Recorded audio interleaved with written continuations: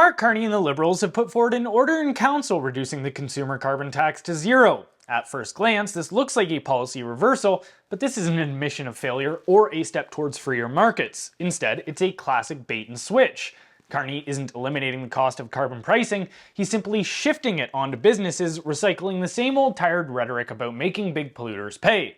The reality of economics is simple. Prices in a market are dynamic. If the Liberal government increases costs for businesses through industrial carbon pricing and climate tariffs, those businesses will do what businesses always do: pass the cost on to consumers. Carney's move doesn't actually remove the burden from Canadians, it just launders it through corporate balance sheets. Even more absurdly, Carney and the Liberals are simultaneously pushing for a carbon border adjustment mechanism, essentially a carbon tariff on imports from countries that don't impose similar emissions regulations.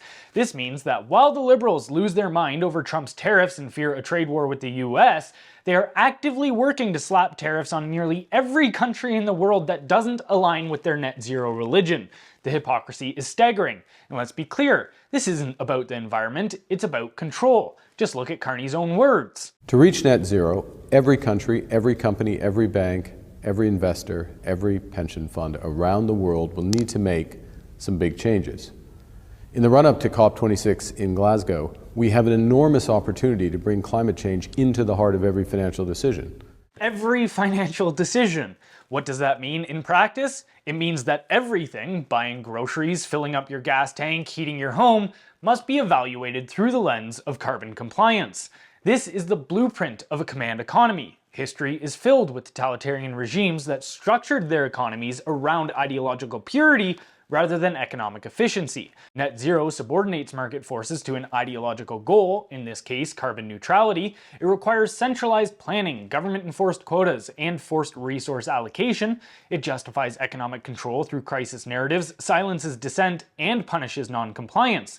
The only difference? This time, it's not just a national project, it's global. The UN, WEF, and financial institutions like Carney's Glasgow Financial Alliance for Net Zero are dictating policies that override national sovereignty and impose a global economic restructuring.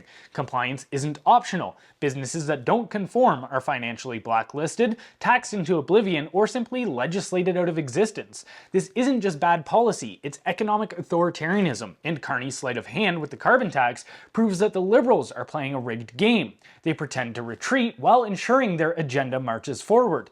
The same people who imposed these ruinous policies in the first place are now campaigning on their removal, hoping Canadians will let them dictate the next phase of our economic future.